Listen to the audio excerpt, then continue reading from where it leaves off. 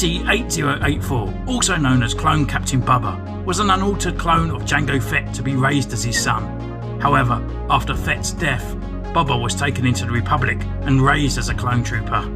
With his father's ruthlessness, a good soldier always follows orders.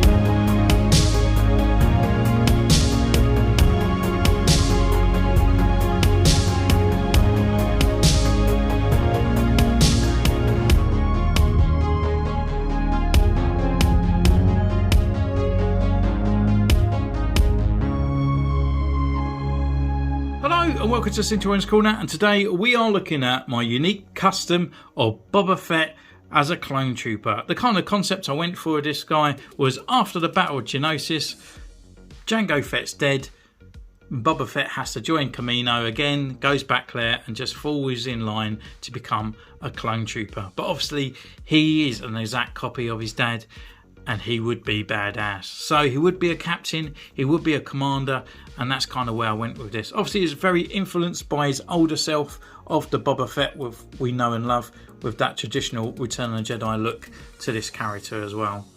I've kind of done this guy about 3 weeks ago, but I kind of decided I couldn't get around to doing the actual creation of him, so I just done it in my spare time. Just in case he actually turned out really crud, that I wouldn't look too bad.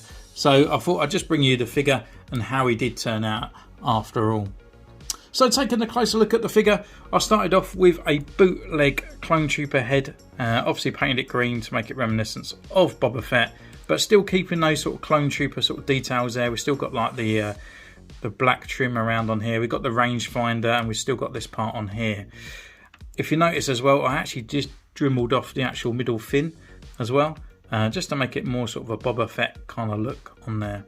I did dremel in on here as well and actually created a dent for his head with that kind of sort of marking that we all know and love on there. And that's kind of basically the rest of the head. It is just literally all green with the silver markings all over it. The actual body itself, it's actually a fodder custom as well. This is actually my Guinea Rex.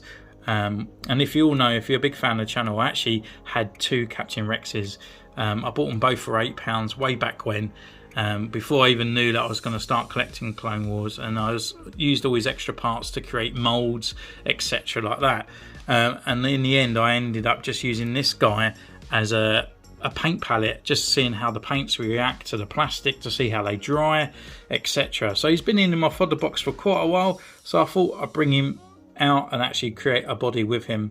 I did start sticking milliput and all that, where I was just kind of like, even though I wasn't looking at pictures, I used to chuck big lots of milliput all over him, thinking that one day he's going to be an ARC trooper. But I mean, the milliput that I put on there was absolutely ridiculous, so I actually dremelled it off and sanded it all down to his chest.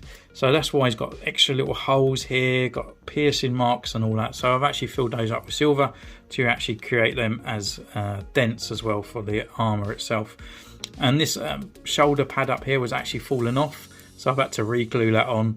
And as you can see, it's actually had a knock in the past where I cut it with a precision knife. So again, we've like filled it up with silver and made it all kind of sort of grabby to actually match the figure itself. Again, sort of repainting it to make it kind of like Boba Fett's armour on the front there. He normally has red LEDs at the top here, but I've made it into his little chest area here on the side. Carrying on that sort of Return of the Jedi reminiscence kind of look, so I've actually painted his armour grey with all the sort of extra pauldrons and pads, that yellow that he does have on his shoulder pad. Red gauntlets, and we've got grey on here as well. All black wash over with silver markings and dents. On the back, we've got his Return of the Jedi jetpack, and this is actually from my Return of the Jedi Boba Fett custom that I made way back when. But now we have the official, so I've just stuck it on here, so it's actually super glued to his back, and it won't fall off, but it is all on there. So it's quite nice that he's got a jet trooper thing as well. On the belt, I didn't have a clone trooper belt. I had I think this was a Sand Trooper belt that I had, bootleg one to hand. So I just painted it brown to coincide with him, and obviously leaving the white thermal detonator on the back. For his skirt or his Karma, I kind of wanted to still keep the transcendence of Boba Fett. So instead of rather having him having the cape down here, I actually invented it into his skirt. So it's the same material that I used on my Return of the Jedi Boba Fett as well. So, and using all the same techniques, etc., that I used on there. So yeah, I think it works pretty cool. And then we've got the greys, the yellows, and the reds all the way down to his feet as well.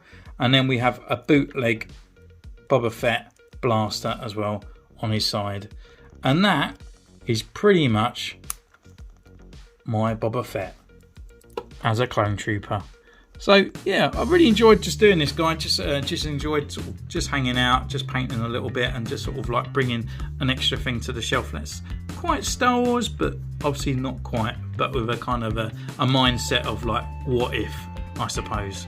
So thank you so much on this one. I hope you enjoyed this video. Comment down below what you think of this guy.